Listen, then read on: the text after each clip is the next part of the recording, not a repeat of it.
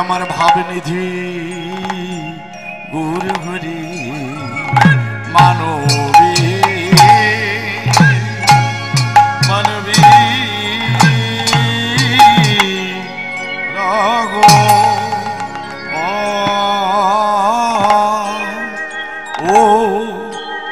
ও হে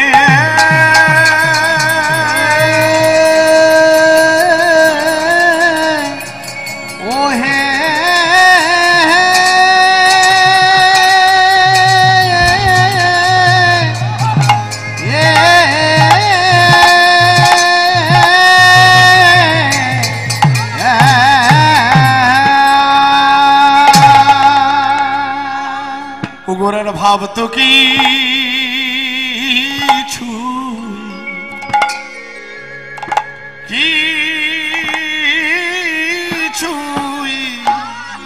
ভাব তো কিছুই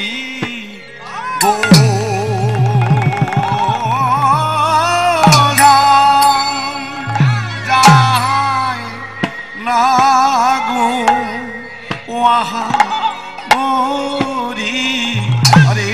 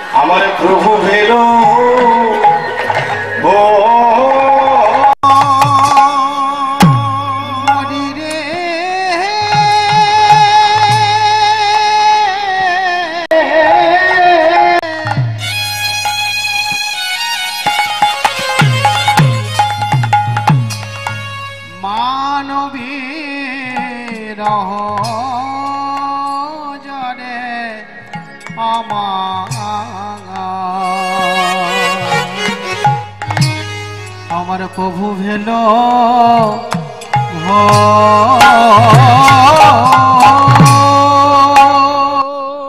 হরিও রাঙানো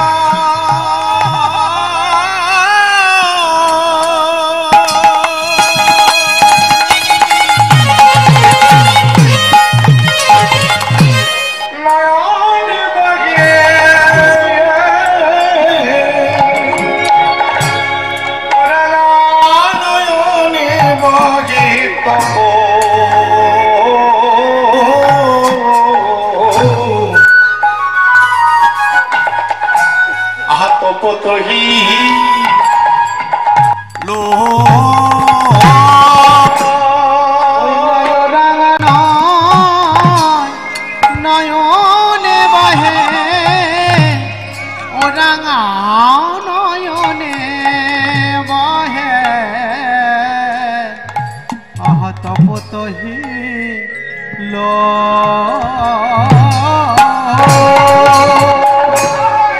ভেসে যায় ভেসে যায় আহা ভেসে যায় ভেসে যায় ভেসে যায় ভেসে যায় আহা ভেসে যায় ভেসে যায় নয়নের জলে গোরা দেখো ভেসে যায় ভেসে যায় নয়নের জলে গোরা আহা ভেসে যায় ভেসে যায় উদয় হয়েছে উদয় হয়েছে উদয় হয়েছে দেখো দেখো উদয় হয়েছে নদী আরো ভাগ্য আকাশে আহা উদয় হয়েছে নদী আরো ভাগ্য আকাশে দেখো উদয় হয়েছে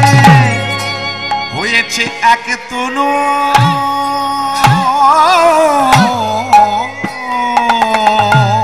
হয়েছে এক তনু হয়েছে এক তনু আহা হয়েছে এক তনু মোদের আইয়ার কানু হয়েছে এক তনু মোদের আইয়ার কানু হয়েছে এক তনু ভাবাশা দিতে এসেছে ভাবে আশা দিতে এসেছে ভাবাশা দিতে এসেছে ভাবে আশা দিতে এসেছে মোদের ভাবিনিধি গৌর গৌরী ভাবে আশা দিতে এসেছে মোদের ভাবিনিধি গৌর গৌরী ভাবে আশা দিতে এসেছে মোদের ভাবিনিধি গৌর বলি কলিতে গৌরাঙ্গ হয়ে আশা দিতে জয় গৌর হরি হরি বল। আশা দিতে এসেছে কলিতে গৌরাঙ্গ হয়ে আশা দিতে এসেছে কলিতে গৌরাঙ্গ আশা ভাবে আশা দিতে এসেছে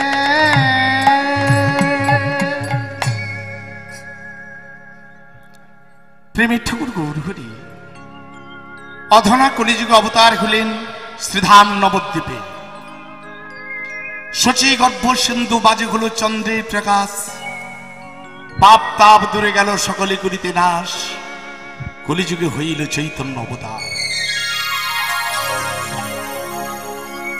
অবতার হলেন কোথায়? অধনা কলিযুগে। অধন্য ছিল এই কলিযুগ, চৈতন্য দেবে সে হলো ধন্য কলিযুগ। তাহলে বিচার প্রযোজ্যে কি পাওয়া যায় যে গৌরহরি নিশ্চয়ই এর আগে যখন আসেননি সেই কলিযুগটা ধন্য ছিল না?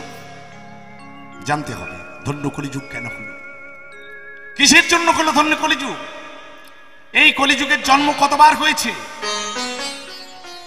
9,99,000 9,99,999 বার এই রূপ কলিযুগের জন্ম হয়েছিল। সেই যুগগুলোতে চৈতন্য অবতার হয়নি, গৌর ভগবান আসেননি।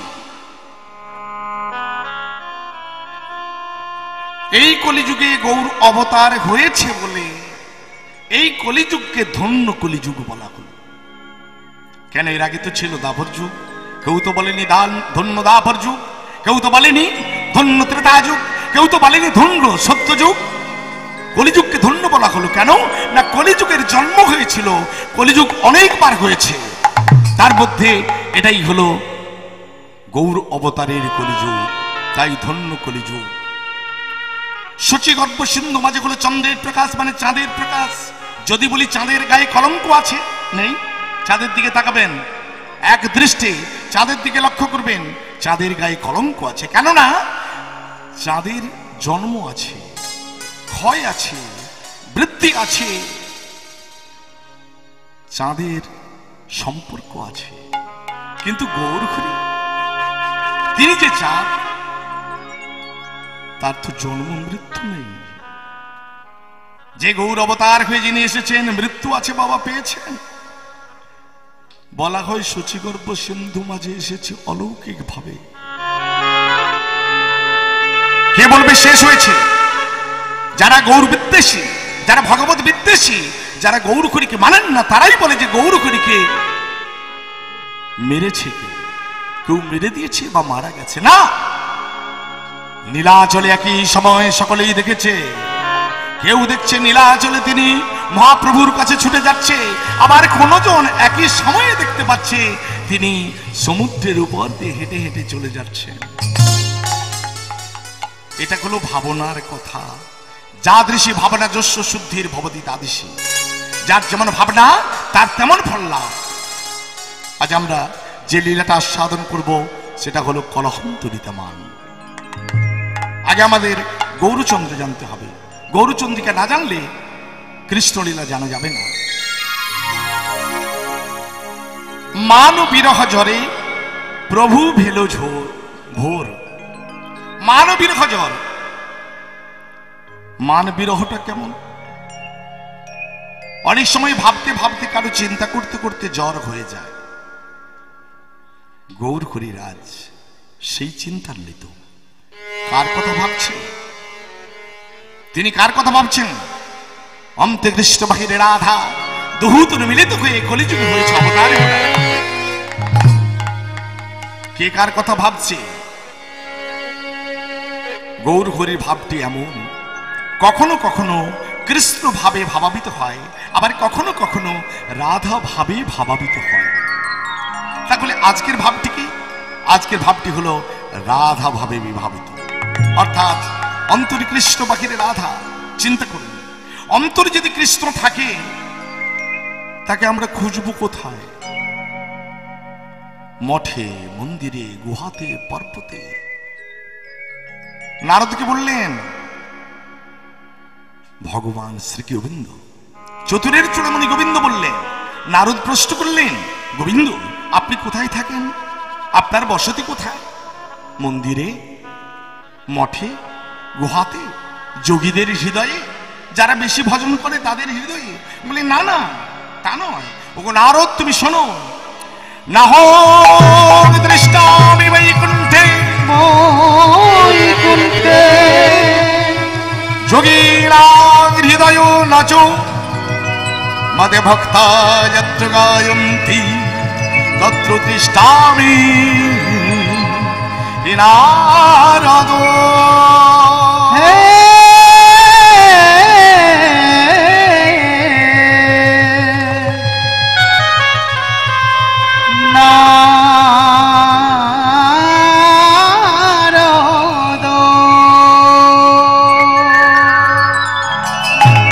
নারদ, নাহং তৃষ্টামি বৈকুণ্ঠে, আমি বৈকুণ্ঠে থাকি না।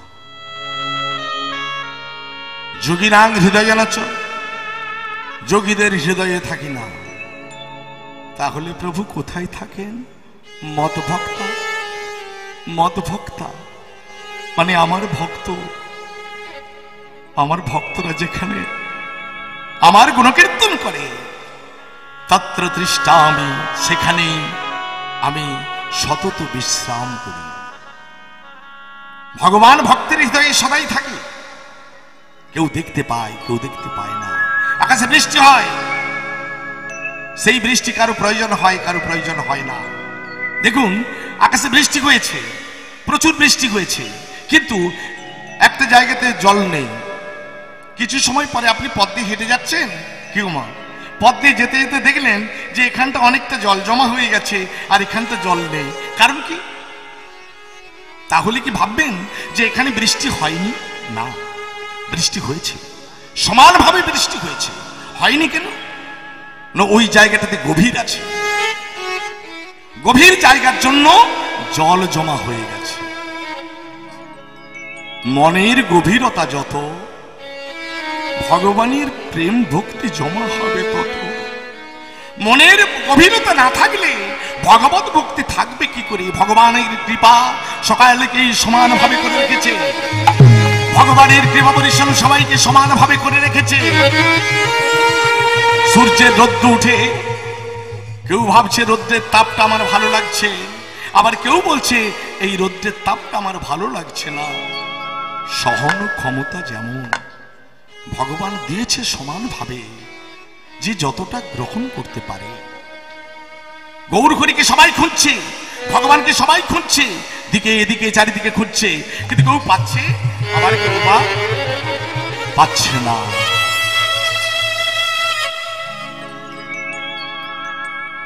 জানাই বিশ্ব ব্রহ্মাণ্ডে তাহাছে এই দেহ ভাণ্ডে। একে তো বলেছিলেন, কে বলেছিলেন?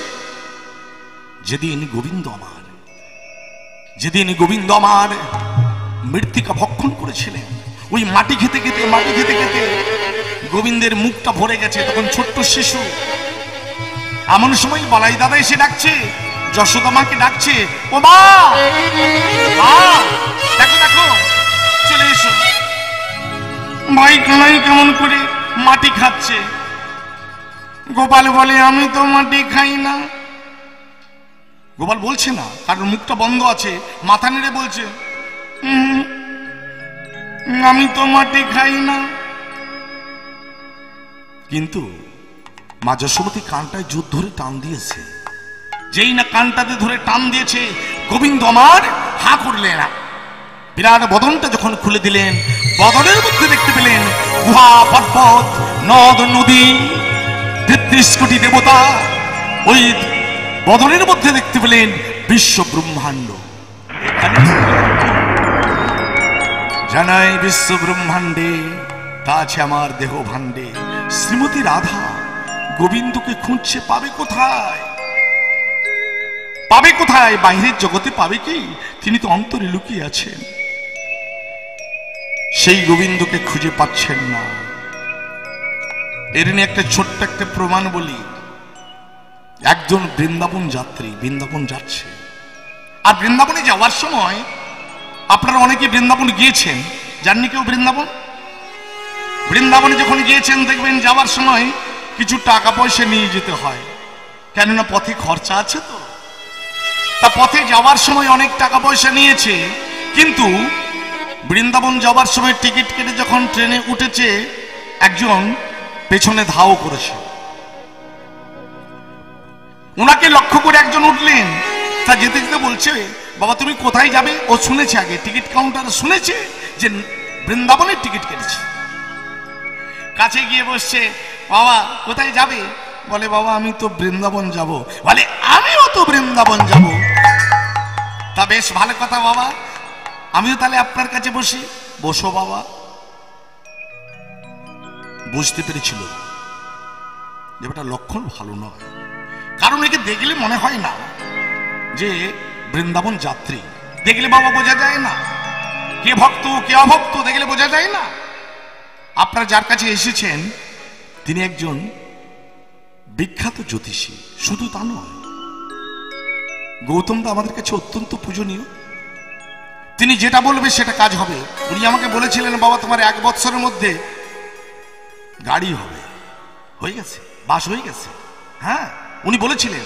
উনি যখন আমার বাড়িতে বায়না করতে গেলেন, সেদিনও বললাম, বাবা আপনার কথা একবারে অক্ষরে অক্ষরে প্রতিফলিত হয়েছে, আমি একখানে বাস মারা গেছি। হ্যাঁ, এটাই কথা আছে, জানতে হবে।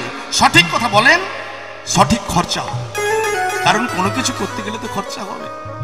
তবে সঠিক জানতে পেরে ভক্তরা তো জানতে পারে কে ভক্ত আর কে ভক্ত। তবে অবশ্য বসো বসো বসো বসেছি। একদিন গেল, দুদিন গেল, 3 দিন গেল। চোর বেটা মনে ভাবছে, মানে যিনি বসেছিলেন তিনি ভালো মানুষ নয়, তিনি চোর। মনে মনে ভাবলো বাবা আমার চুরি করাটা হোক চাই না হোক, কিন্তু এই চালাকিটা আমাকে জানতেই হবে। বলে বাবা একটা কথা বলবো? বলে বাবা ওই যে মানে আমি তো এসেছিলাম বৃন্দাবন যাব বলে, কিন্তু আমি সত্যি বৃন্দাবন যাত্রী নয়। এই যে আমি বুঝতে পেরেছি তুমি কেমন মাল, তুমি কি মাল আমার কাছে বসেছো তা আমি জেনে দেখে বাবা বুঝতে পেরেছিলাম। শোনো বাবা, বাবা একটা কথা বলবেন, ওই মালগুলো আপনি কোথায় রেখেছেন যদি আমাকে একবার ভালো করে জানিয়ে দেন, আমি আর চুরি করব না। মানে আমার চুরি করার নেশা নেই, তবে এই মালগুলো কোথায় রেখেছেন। তবে শোনো বাবা, তুমি যখন বাথরুমে গেলে, বাথরুম থেকে এলে, আবার তুমি এলে, আবার আমি গেলাম, বারবার দুজনে যাওয়া আসা করছে 3 দিনের মধ্যে। বাবা হ্যাঁ বেটা, আমি বুঝতে পেরেছিলাম যে তুমি আমার এই অর্থগুলোকে পকটস্থ করবে, মানে চুরি করবে। আমি বুঝতে পেরে কি করেছি জানো তো, আমি না আমার মালগুলোকে আমার ব্যাগ থেকে বের করে বাবা আমি তোমার ব্যাগের মধ্যে ভরে দিয়েছি। তুমি বেটা তোমার ব্যাগটা তো খুঁজবে না, কি গো মা, কেউ খুঁজবে? যে চোর চুরি করবে সে কি তার নিজের ব্যাগ খুঁজবে কি না, সে তার নিজের ব্যাগ খুঁজবে না, সে অপরের ব্যাগ খুঁজবে। বেটা তুমি তো তোমার ব্যাগ খুঁজবে না, তুমি তো আমার ব্যাগ খুঁজবে। তা আমি জানতে পেরে আমার মালগুলোকে তোমার ব্যাগে ভরে দিয়েছি। আমরা প্রত্যেকেই নিজের ব্যাগ কেউ খুঁজি না। দেহের মধ্যে যে একটা স্থান আছে, আমার জায়গাতে আমি খুঁজি না যে তিনি কোথায়, তাকে খুঁজতে হবে আমার মধ্যে। আমরা পরের কাছে খুঁজলে পাবো না, মঠে খুঁজলে পাবো না, মন্দিরে খুঁজলে পাবো না, গুহাতে খুঁজলে পাবো না, পর্বতে খুঁজলে পাবো না। তাহলে পাবো কোথায়? আমার হৃদয় মাঝে। নিতাই গৌর হরি বল, হরি বল, হরি বল। তাই গৌর হরি বল, হরি বল। মান বিরহ জরে প্রভু ভেল ভোর, ও রাঙা নয়নে বহে তপত হিল। আরে মোর, আরে মোর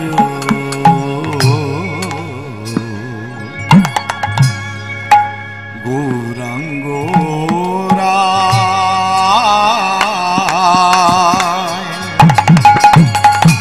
আরে মোর, আরে মোর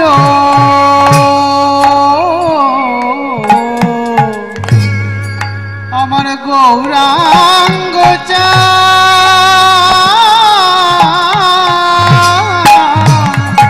অখিল অখিল অখিল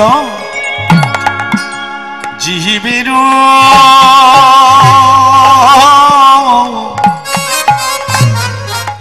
লোচন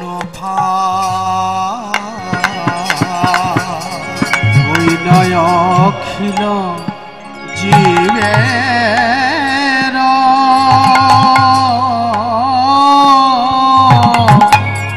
লোচন ভাত গোড়ারে ফাঁদ পেতেছে গো, দেখো ফাঁদ পেতেছে গো,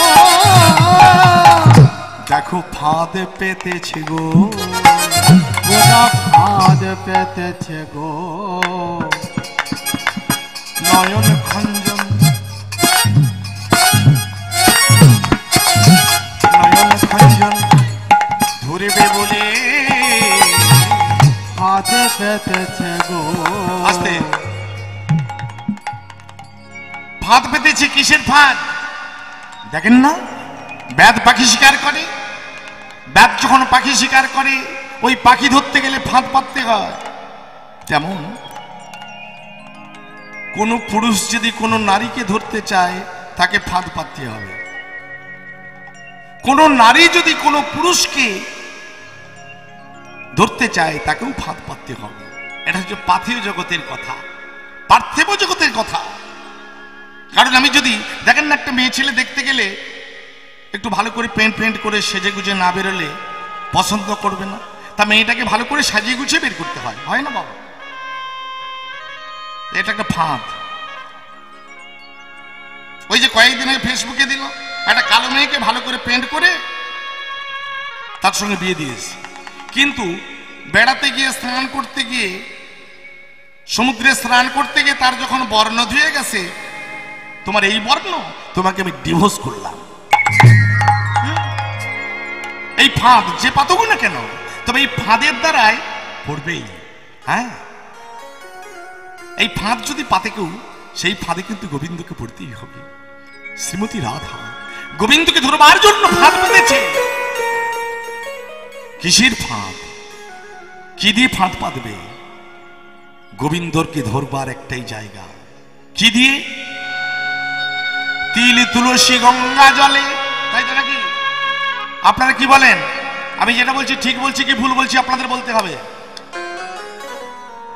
তিল তুলসী গঙ্গা জলে,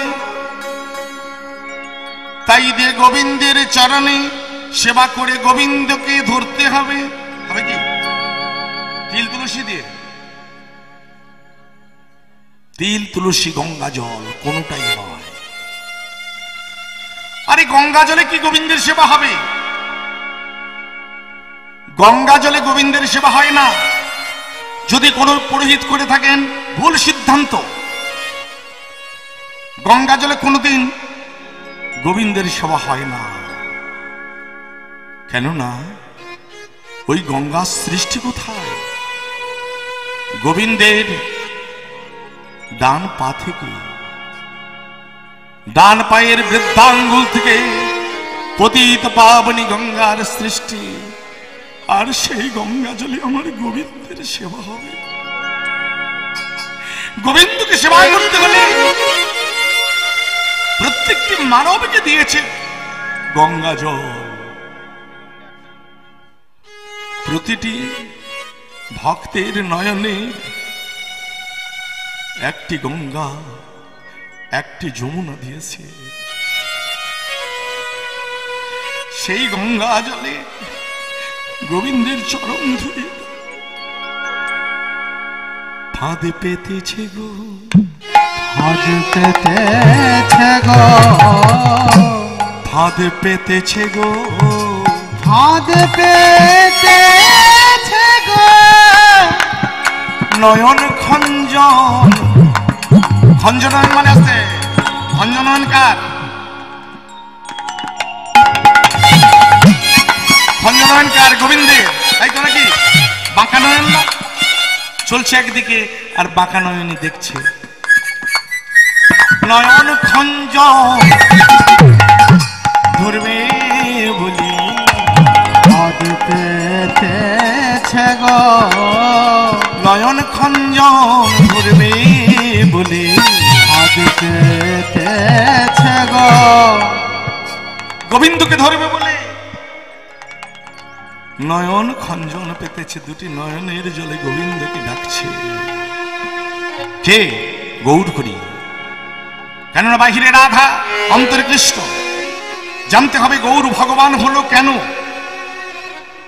ভগবান কেন হলো। গৌর হরির মতো দেখতে তো আরো অনেক মানব আছে, তাকে দেখলে মনে হয় গৌর হরি এসেছে।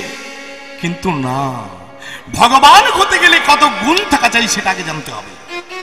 যাকে তাকে ভগবান বলা যাবে না। আমি জানি না আপনার এখানে সে সকল ভক্ত আছে কিনা। অনেকে কালীকে বলেই ইনি আমার ভগবান, অনেকে রামকৃষ্ণকে ধরে বলে ইনি আমার ভগবান, কেউ বলে আমি অনুকূলকে ধরেছি ইনি আমার ভগবান। এখানে অনুকূলের ভক্ত আছে নাকি? আছে? রাগ করবেন না, আমি যেটা বলছি এটা সঠিক কথা। হ্যাঁ, সঠিক কথা। অনুকূলের ভক্ত থাকলে রাগ করবেন না। ভগবান বলা যাবে না। ভগবান হতে গেলে তার কতগুলো গুণ চাই, সে গুণগুলো আছে কিনা। মা কালীকে অনেকে ডাকে, কিন্তু আপনারা দেখেছেন কি মা কালীর অবস্থাটা কি?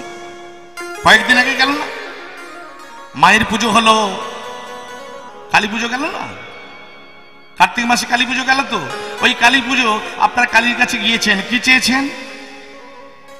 কালীর কাছে গিয়ে ভক্তরা চাইছে, দেখবেন পুরোহিত পাঠ করছেন। আমার দলে একজন পুরোহিত আছে, ব্রাহ্মণ, একবারে কালী পুজো কতগুলো করেছে জানেন? ওর বাবা করেছে 20টা, ও ছেলে মানুষ বলে 17টা পুজো করেছে কালী পুজো। চিন্তা করুন কি কালী পুজো হচ্ছে। বলে বাবা বাবা তুই কালী পুজোর দিনে গান আছে আসবি না? বলে না না যাবো না। বলে মাথা খারাপ, এই 17টা কালী পুজো করলে আমি কত কাপড়, কত ধুতি, আবার কত শাড়ি, আবার কত গামছা পাবো, কত চাল পাবো। একটা দিনে আর আপনি কত দেবেন? 500 টাকা দেবেন, আজকের হবে না। হ্যাঁ, চিন্তা করুন, কালীকে পুজো করছে। কালীর মন্ত্র কটা? মাত্র 2টি মন্ত্র। লক্ষ্মীর মন্ত্র কটা? মাত্র 2টি মন্ত্র। কান পেতে ভালো করে শুনবেন, কাকে ডাকছে। শুরু থেকেই শুরু করে দিয়েছে নম বিষ্ণু, নম বিষ্ণু, নম বিষ্ণু। বলে আরে লক্ষ্মী পুজো করবে তো তুমি বিষ্ণুকে ডাকছো কেন? কালী পুজো করছে, 33 কোটি দেব দেবীকে ডাকছে, শুধু মায়ের বেলায় মায়ের পায়ে একটি ফুল দেই বলে পুজো হয়ে গেল। হ্যাঁ, নমো ব্রহ্মণ্য দেবায় গো ব্রহ্মণে হিদায় জগদ্ধিতায় কৃষ্ণায় গোবিন্দায় নমো নমঃ। আরে কি হলো, কালীর পুজো করছো কেন, গোবিন্দকে পুজো করছো কেন বলো? জানতে হবে এটা। এটা জানলে কেউ কৃষ্ণ ছাড়া, কৃষ্ণ ব্যতীত, গৌর ব্যতীত কেউ অন্য কোন দেবদেবীর পুজো করবে না। তবে কি বলবো আমি, আপনারা কালী পুজো করবেন না করুন, চ্যাংড়াদের কাজে কালী পুজো করতেই হবে। হ্যাঁ, করতে হবে। এই কালী পুজো করতে গেলে কি বিক্রি হয় বেশি জানেন? যদি প্রসাদের জন্য ব্যবস্থা থাকে 2000 টাকা, পেছনে পেটি পেটি কয়েকটি আছে, সেগুলো ব্যবস্থায় আছে, মানে বুঝতে পেরেছেন? কান্টু আর মাঝখান থেকে ঠাকুর মশাইয়ের কাছে হাত বাড়িয়ে বলছে, এই ছেলেটা বলছে, বলে বোতলটাকে নিয়ে গিয়ে বলছে ঠাকুর মশাই একটু প্রসাদ করে দাও। আরে দাঁড়াও, এখন পুজো হয়নি কি প্রসাদ করে দেবো? নিতাই গৌর হরি বল। ওরা যদি জানতো মা কি খেত, মা খেত সুরা। ওরা যদি জানতো একবার মাকে সুরা দিয়েছে, কি সুরা দিয়েছে তা বললে ওরা জীবনে কালী পুজো করবে না। ওরা যদি একবার জানতে পারে যে সুরা কাকে বলে, ওরা যদি একবার জানতে পারে, কেউ জানিয়ে দেয়, তাহলে আর কোনোদিন ওরা কালী পুজোর নাম ধরবে না। ওরা বলবে বাবা জাপ করবি কর, কৃষ্ণ সেবা করে ভক্তদের প্রসাদ দিয়ে দে। সুরা কাকে বলে জানেন? মায়ের কাছে একটা ডাব কেটে গঙ্গা জল কর্পূর দিয়ে পঞ্চামৃত দিয়ে মায়ের কাছে সুরা দিচ্ছে, ওটাই হলো সুরা। আর এই সুরা যদি কোনো চ্যাংড়ারা জানে, ওরা পুজো করবে? কালী পুজো করবে? করবে না। মায়ের কাছে চাইছে, মাগো রূপং দেহি, যশং দেহি, ধনং দেহি, পুত্রং দেহি, কন্যাং দেহি, ভূমিং দেহি। সর্বনাশ করেছে। হ্যাঁ, যার কাছে চাইছে তার অবস্থা দেখুন। ভিখারির কাছে যদি ভিক্ষা চাই কেমন লাগবে বাবা? কি গো মা, একজন ভিখারি দাঁড়িয়ে আছে হাত পেতে, তার কাছে যদি আপনি ভিক্ষা চান কেমন লাগবে? ভালো লাগবে কি? ভিখারির কাছে ভিক্ষা চাইলে ভালো লাগবে কি? আপনার চাইতে ইচ্ছে হবে? আরে ভিখারিকে আমি কি চাইবো, তিনি তো হাত পেতে দাঁড়িয়ে আছে, আমাকে কি দেবে? মায়ের অবস্থা দেখুন। এলে খুশি বসন্ত উলঙ্গ, তিনি দিগম্বরী মা কালী, তিনি দিগম্বরী দিককে অম্বর করে বিষয়ে বসনকে ত্যাগ করে তিনি যে বসে বসে কৃষ্ণ ভজন করেন, সেই মায়ের কাছে কি চাইবো? রূপং দেখি, যশং দেখি, ধনং দেখি। বিশ্ব ব্রহ্মাণ্ডে সকলেই তো তার ছেলে, তার কাছে আমরা কি ছেলে চাইবো? চাইতে পারি। ভগবানের কাছে যাওয়া তো অনেক দূরের কথা, ভগবান আছে অনেক দূরে, তাহলে ভগবানকে ভজন করতে গেলে দেবদেবীকে ডাকতে হবে, কিন্তু ডাকতে গেলে কি বলবো?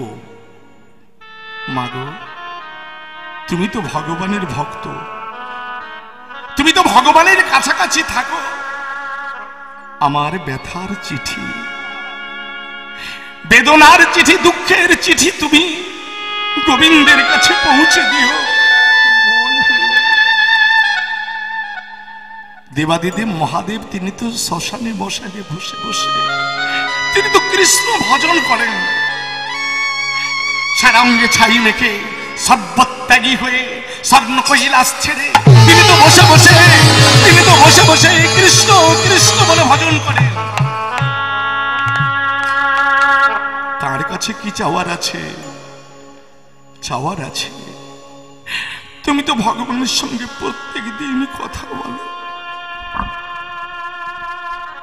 কোন মন্ত্রী যদি, পঞ্চায়েত যদি কারো বন্ধু হয়, সখা হয়, কোন প্রধান যদি সখা হয়, বন্ধু হয়, কোন এমপি যদি কারো বন্ধু হয়ে থাকে, তার মনের কথাটা যদি ঠিক ঠিক মতো এমএলএ এর কাছে জানাতে পারে, এমএলএ কিন্তু ঠিক মন্ত্রী সভাতে পাঠিয়ে দেবে। ঠিক তদনুরূপ দেবদেবীর কাছে জানাও মনের কথা, যথাযোগ্য জায়গাতে তিনি গোবিন্দের কাছে পৌঁছে দেবেন। সদ্গুরু আশ্রয় নিয়ে, সদ্গুরুর চরণ আশ্রয় ধরে সদ্গুরুর কাছে যদি ব্যথার চিঠি, দুঃখের চিঠি, বেদনার চিঠি পৌঁছে দাও, সদ্গুরু হয়ে তিনি গোবিন্দের কাছে পৌঁছে দেবেন। নিতাই গৌর হরিবোল হরিবোল হরিবোল হরিবোল। দেখুন, তাকে প্রেমের দ্বারাই ডাকতে হবে, প্রেম ছাড়া হবে না, প্রেম ছাড়া গতি নেই। আর সেই প্রেম বস্তু আনতে গেলে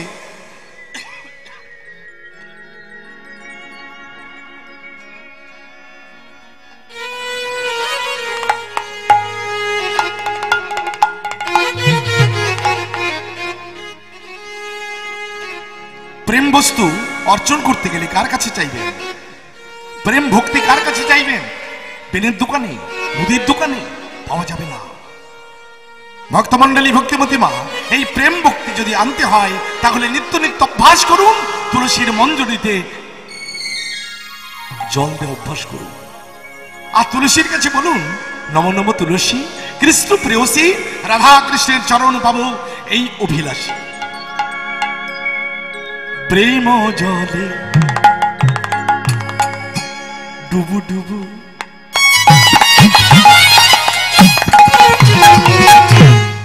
লোচন তারা, প্রেম জল ডুবু ডুবু গোরারে,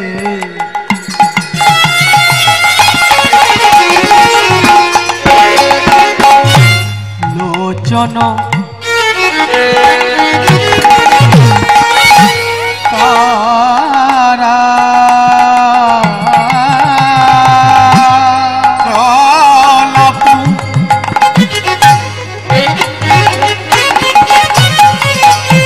প্রলাপ সন্তাপ ভাব,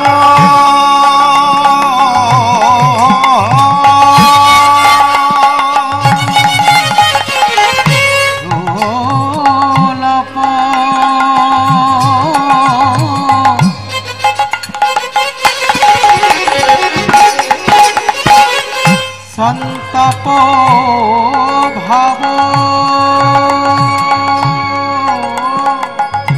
আদি ভোরা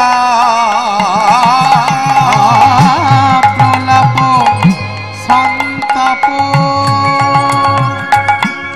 আদি ভোরা, আদি ভোরা, গুলি বিভোর হয়েছে, মহাবিভোর হয়েছে, বিভোর হয়েছে, হৃদয় আমার বিভোর হয়েছে। কৃষ্ণ কৃষ্ণ কৃষ্ণ বলে দেখো বিভোর হয়েছে, হা কৃষ্ণ বলে বিভোর হয়েছে। কৃষ্ণ কৃষ্ণ কৃষ্ণ বলে বিভোর হয়ে বলছে। ভগবান হলেন ষড়ৈশ্বর্যপূর্ণ। বৈষ্ণব পদকবি এক পাশে দাঁড়িয়ে দেখছে, নবদ্বীপের নদী আর নাগরিকগণ দেখছেন। কি দেখলেন? এই রূপে রূপে কিনু সবনর নারী, সবনর নারী রাধা মোহন কহে নহুল হামারি, না হলো হামারে রাধা মোহন কহে নহুল হামারি,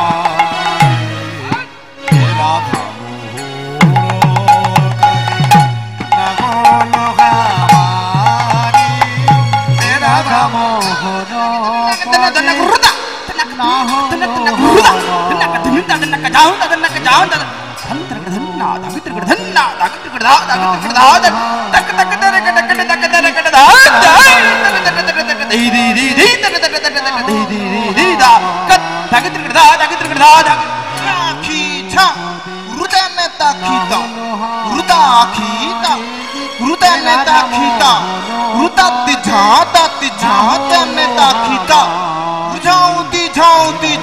ধুমাকেটে ধুমাকেটে তাক তাক ধরে কেটে তাক তাক ধরে কেটে তাক তাক ধরে কেটে তাক ধরে কেটে তাক ধরে কেটে ধরে কেটে তাক ধরে কেটে তাক ধরে কেটে তাক তাক ঝাঁচা ধরে কেটে তাক তাক ঝাঁচা ধরে কেটে তাক তাক তাক ধরে ধরে তাক তাক ধরে ধরে ধরে ধরে ধরে ধরে তাক তাক ধরে ধরে তাক ধরে ধরে ধরে ধরে ধরে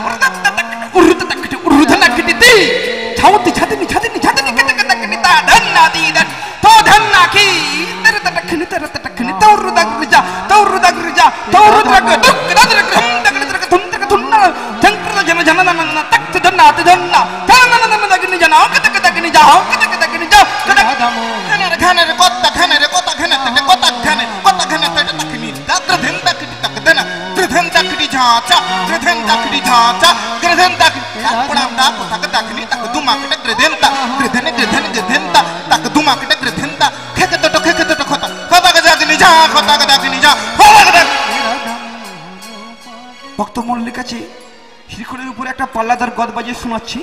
শ্রীখোলের বহু প্রকারের গদ আছে, পাল্লাদার গদ, মঞ্জিদার গদ, জর্দার গদ। আমি এখন যে বলটি বাজাবো পাল্লাদার গদ 14 মাত্রা বল।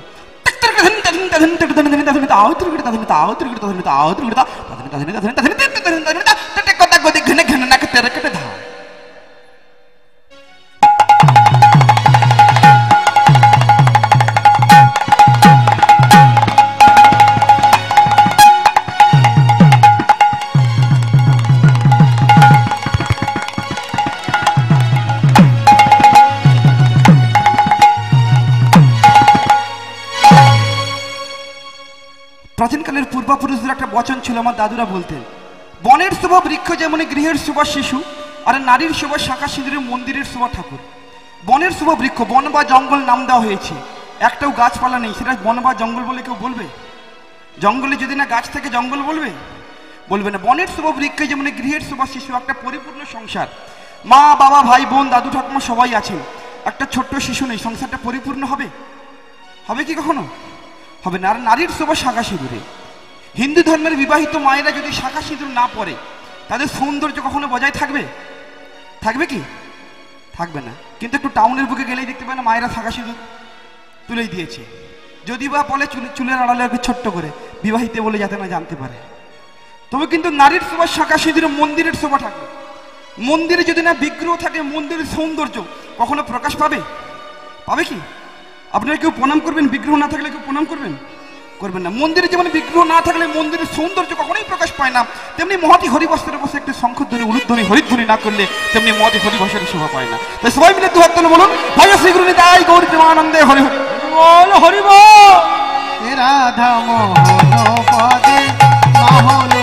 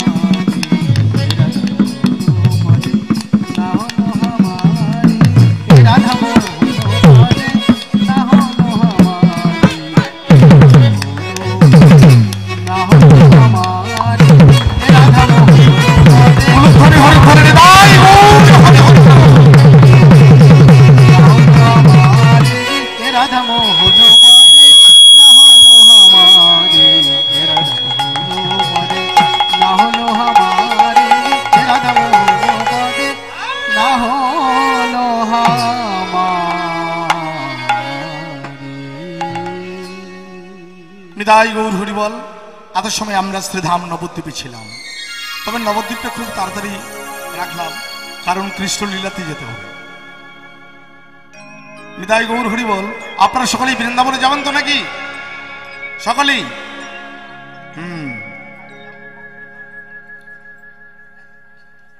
কারে কারে যাবেন না একটু হাত তুলুন তো। ও বাবা, এ তো কেউ যাবে না গো। হরি বল, হরি বল। হরি নামের ব্যাখ্যা একটু শুনেই উত্তর দিতে হবে, কি তাই না? আমি বলছি কারা কারা যাবেন না একটু হাত তুলুন তো। সবাই হাত তুলে দিয়েছে। নিতাই গৌর হরি বল। তাহলে কি এক বলে শোনা হয় না? কীর্তনটা এক বলে শুনতে হবে, শুনে উত্তর দিতে হবে, কেউ তাই না? নিতাই গৌর হরি বল, হরি বল। আজকে আমরা বৃন্দাবনে সকলেই যাব, কিন্তু নবদ্বীপ থেকে বৃন্দাবনে আমাদের যেতে হবে। নবদ্বীপ মানে নটা তার পাশে নদী আছে, তার পাশে একটা করে দ্বীপ, সেই দ্বীপগুলোকে পেরোতে হবে। অর্থাৎ এই নবদা ভক্তি অতিক্রম না করলে ব্রজধামে যাওয়া যায় না। নবদা ভক্তিকে অতিক্রম করতে হবে, এই নবদ্বীপ পার হতে হবে, না হলে বৃন্দাবনে ব্রজধামে যাওয়া যাবে না। আজ আমরা সকলেই বৃন্দাবনে যাব, কিন্তু বৃন্দাবনে যেতে গেলে বৃন্দাবনে গিয়ে পরিক্রমা করতে হয়। বৃন্দাবনে গেলে পরিক্রমা করতে হবে। বৃন্দাবনের মাপ হলো 84 ক্রোশ বৃন্দাবন, নাকি? তাই তো? বৃন্দাবনে অনেকেই তো গিয়েছেন, পরিক্রমা করতে কেউ যাননি? কি মাসে? কার্তিক মাসে অনেকে যায়, গুরু পূর্ণিমায় গিয়েছিল। আবার অনেকে কার্তিক মাসে যায়, কেন না ভগবানকে প্রতিরূপে পাওয়ার জন্য ওই কাত্যায়নের ব্রত করেছিলেন ভক্তরা, এই জন্য কার্তিক মাসে বিশেষভাবে ভক্তরা যায়। কেন না বৃন্দাবনে গিয়ে 84 কোষ বৃন্দাবন পরিক্রমা করেন। কেউ মা চতুর্মাস ব্রত করে যায়, আবার কেউ মা কাত্যায়নের ব্রত করে যায়, মানে কার্তিক মাসের ব্রত করে যায়।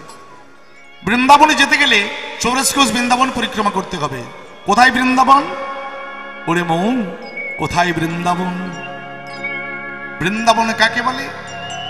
প্রত্যেকটি মানবের দেহ হলো বৃন্দাবন। একথা বললেন কোথায়? না মনুগ্রন্থে। মানবের দেহটা বৃন্দাবন হলো কি করে? আপনারা বলবেন আমার দেহটা বৃন্দাবন। যে দেহে গোবিন্দ নাই সেটা হলো ভাগাড়ের সমান। কি?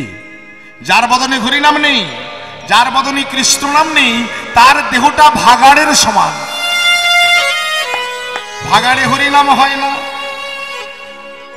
ভাগাড়ে কৃষ্ণ নাম হয় না, জানতে হবে যে হরিনাম করে না, যে হরিনাম উচ্চারণ করে না, যে হরিভক্ত দেখলে ব্যঙ্গ করে, জানতে হবে এর দেহটা শুধু মানুষ হয়েছে বটে, এর দেহটা ভাগাড়ের সমান। এই দেহটাকে পবিত্র শুদ্ধ করতে হলে একমাত্র হরিভজন কৃষ্ণ ভজন ছাড়া হবে না। কি করে এই দেহটা বৃন্দাবন কি করে হলো? ওরে মন, যদি করিবি হরির ভজন, এই দেহটাকে আগে যান, তাই তো নাকি? এই দেহকে আমি কোথায় ছিলাম, কোথায় এসেছি, আমি আবার যাব কোথায়, এটা আমাদের জানতে হবে। এই দেহটা কি না, দেহটা হলো 84 ক্রোশ বৃন্দাবন। আপনারা বলবেন বাবা তাহলে তো 84 কোষ হওয়া চাই। আমাদের প্রত্যেকের মানবের দেহে কটা করে হাত আছে? দুটো করে। আচ্ছা, দেহের পরিমাপ ক হাত করে?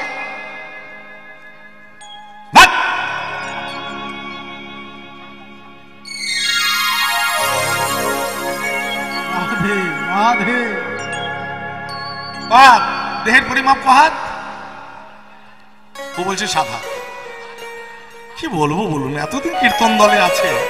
হ্যাঁ, দেহের পরিমাপ ক হাত না? 3.5 হাত, তাই তো নাকি? এই 3.5 হাতের মধ্যে আমাদের 84 কোষ বৃন্দাবন খুঁজতে হবে। কত কড়াতে হয় 1 হাত?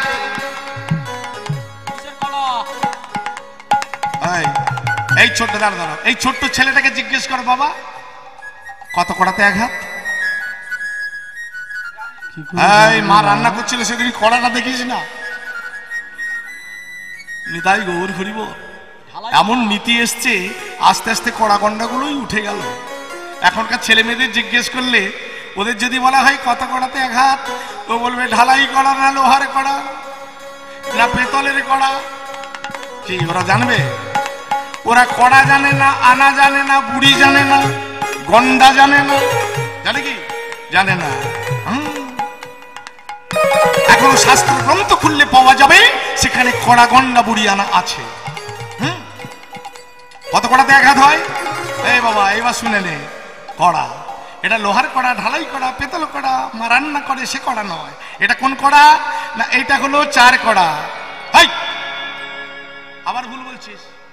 আরে আমি বলেছি 4 কড়া, 4 কড়া বলিনি। ছেলেরা বুঝবে যে এটা মনে হয় 4 কড়া বলছি। এটা হলো 4 কড়া। ঠিক এই রূপ 24 কড়া দিলে হবে 1 হাত।